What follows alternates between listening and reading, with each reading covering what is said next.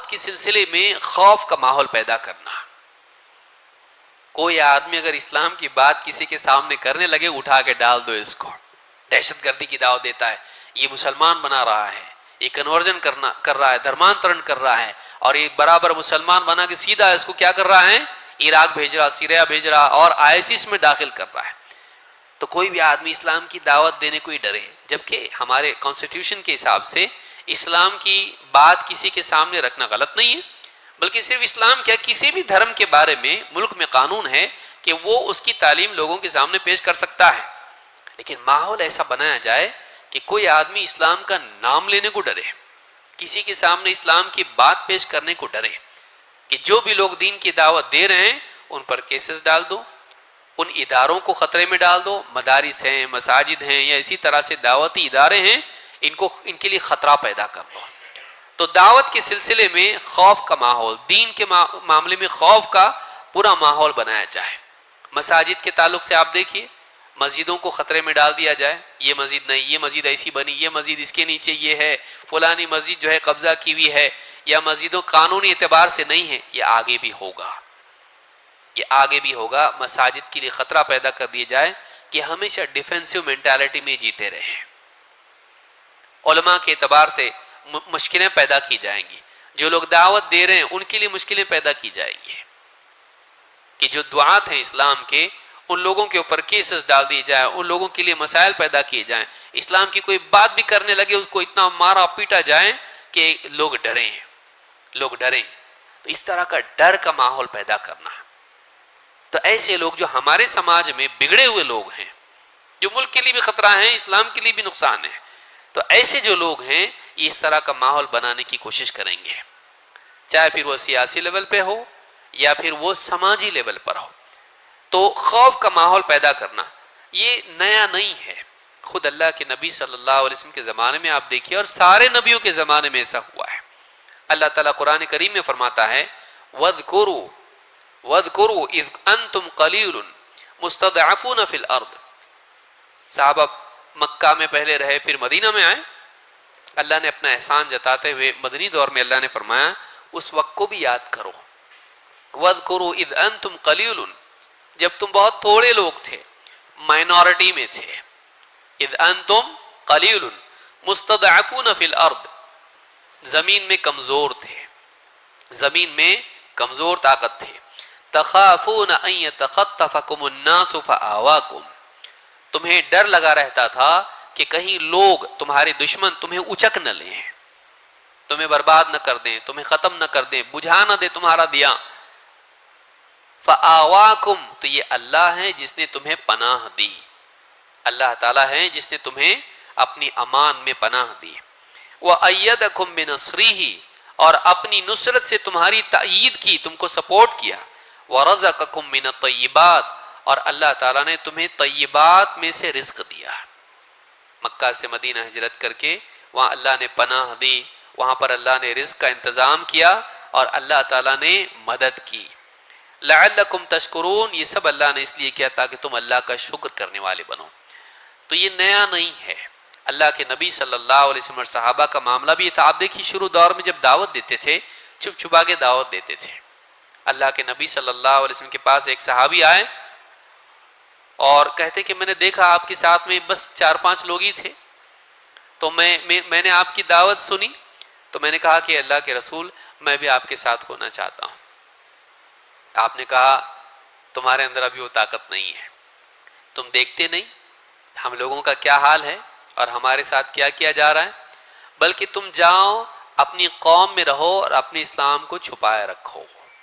اپنی قوم میں رہو, اپنے اسلام کو چھپائے رکھو, اور جب تم دیکھو کہ ہم کو طاقت مل گئی ہے تب تم آنا.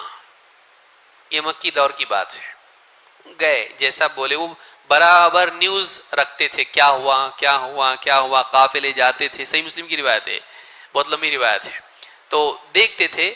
پھر جب معلوم ہوا کہ اللہ کے نبی صلی اللہ علیہ وسلم ہجرت کر کے مکہ سے مدینہ چلے گئے, تو پھر یہ آئے اور کہا اللہ کے رسول پہچانا مجھ کو آپ نے؟ کہا کہ ہاں تم وہ ہو نا جو آئے تھے اس وقت میں. کہا کہ ہاں میں وہ, اور پھر آپ کے ساتھ ہو گئے. تو آپ دیکھیں گے کہ ایسے حالات تھے کہ آپ صلی اللہ علیہ وسلم کو خود لوگوں کو کہنا پڑتا تھا. تم ہمارے ساتھ ابھی نہیں رہ سکتے، تم اپنی بستی میں اپنے لوگوں میں رہو، اپنے اسلام کو چھپائے رکھو، جب تم کو اچھے حالات جب آئیں تب جا کے تم اپنے اسلام کا اظہار کرنا۔ تو خوف کے حالات ڈال کے مسلمانوں کو ہمیشہ ڈر اور گھبراہٹ میں رکھنا تاکہ یہ واقعی کوئی کام نہ کر پائیں۔ پچھلے نبیوں کا حال بھی دیکھیے، اللہ تعالیٰ فرماتا ہے وَقَالَ الَّذِينَ كَفَرُوا لِرُسُلِهِمْ لَنُخْرِجَنَّكُمْ مِنْ أَرْضِنَا أَوْ لَتَعُودُنَّ فِي مِلَّتِنَا۔ کفر کرنے والوں نے، حق کا انکار کرنے والوں نے رسولوں سے کہا، صرف محمد صلی اللہ علیہ وسلم کا واقعہ نہیں ہے، یہ پچھلے نبیوں کا بھی معاملہ یہی تھا، کہا کہ لَنُخْرِجَنَّكُمْ مِنْ أَرْضِنَا أَوْ لَتَعُودُنَّ فِي مِلَّتِنَا، ہم تم کو اپنی زمین سے نکال باہر کریں گے، ہمارا ملک چھوڑ کے جاؤ، ہمارا ملک ہماری بستی چھوڑ کے جاؤ، اور اگر رہنا ہے أَوْ لَتَعُودُنَّ فِي مِلَّتِنَا، یا پھر تمہیں واپس سے ہماری ملت میں آنا پڑے گا، ہمارے دین میں آنا پڑے گا، گھر واپسی کرنی پڑے گی، رہنا ہے تو ہمارے جیسے بن کے رہو نہیں تو جاؤ۔ اب دیکھیے قرآن کی آیت ہے یہ کہ یا تو تم ہماری زمین سے، ہم تم کو زمین سے نکال دیں گے، اپنی بستیوں سے نکال دیں گے، یا پھر تم کو واپس سے او لتعودن فی ملتنا، ہمارے دین میں تم کو واپس آنا پڑے گا۔ لتعودن، تم نکل کے گئے ہو نا یہاں سے، تم کو واپس آنا پڑے گا، گھر واپسی کرنی پڑے گی تم کو، تو او لتعودن فی ملتنا۔ اللہ تعالیٰ فرماتا ہے فَأَوْحَى إِلَيْهِمْ رَبُّهُمْ لَنُهْلِكَنَّ الظَّالِمِينَ، اللہ تعالیٰ نے ان نبیوں اور رسولوں کی طرف وحی نازل کی، بھیجی، اپنا پیغام بھیجا، میسج بھیجا، کیا بھیجا میسج؟ لَنُهْلِكَنَّ الظَّالِمِينَ، ہم ان قریب ظالموں کو ہلاک کرنے والے ہیں۔ جب یہ نوبت آ جاتی ہے تو ظالم کی ہلاکت کا وقت قریب ہوتا ہے۔ اللہ تعالیٰ کافر حکومت کو چلنے دیتا، ظالم کو نہیں، یاد رکھیے اس کو کہ ظالم آج نہیں تو کل تباہ ہوتا ہے۔ آپ دیکھیے کئی ایسی حکومتیں تھیں جو کفر پر مبنی تھی، لیکن وہ جو بادشاہ ہوا کرتے تھے لوگوں میں انصاف کرتے تھے، لوگوں کو سب کے ساتھ احسان کا سلوک کرتے تھے، اللہ چلاتا تھا ان حکومتوں کو۔ حبشہ کا معاملہ آپ دیکھیے، اور بھی معاملے دیکھیے آپ کہ صحابہ وہاں گئے، عیسائی بادشاہ تھا، اس نے پناہ دی اپنے پاس میں، رہو یہاں پہ، اور صحابہ سالوں تک رہے وہاں پر، صحابہ نے ان کے خلاف بغاوت نہیں کی اور اس نے ان پہ ظلم نہیں کیا۔ لیکن آپ دیکھیں گے کہ بعض حکومتیں ظلم و جبر انہوں نے کیا، اللہ تعالیٰ نے توڑ دیا، کیوں؟ ظالم کو اللہ پنپنے نہیں دیتا ہے۔ وَلَا تَحْسَبَنَّ اللَّهَ غَافِلًا عَمَّا يَعْمَلُ الظَّالِمُونَ، یہ مت سمجھ لینا کہ اللہ تعالیٰ ظالموں سے غافل ہے، ظلم والا پنپتا نہیں ہے۔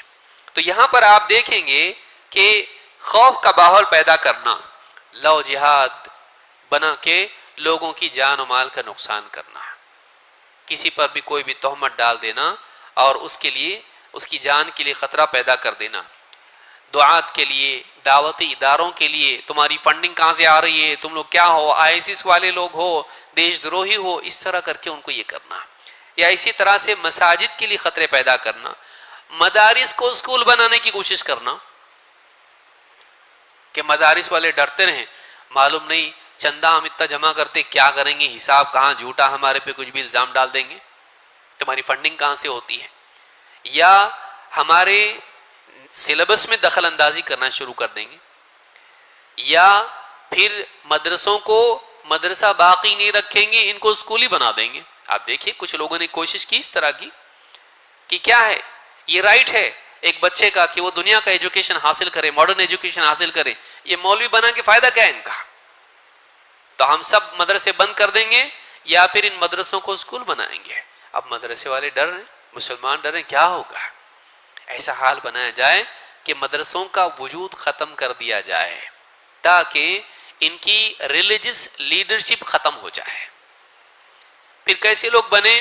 سیکولر مسلمز بنے، یہ بھی صحیح، وہ بھی صحیح، وہ بھی صحیح، وہ بھی صحیح، سب صحیح، تو تیری جگہ صحیح، تو تیری جگہ صحیح، میں میری جگہ صحیح، سب اپنی اپنی جگہ صحیح، کچھ بھی غلط نہیں، سب صحیح۔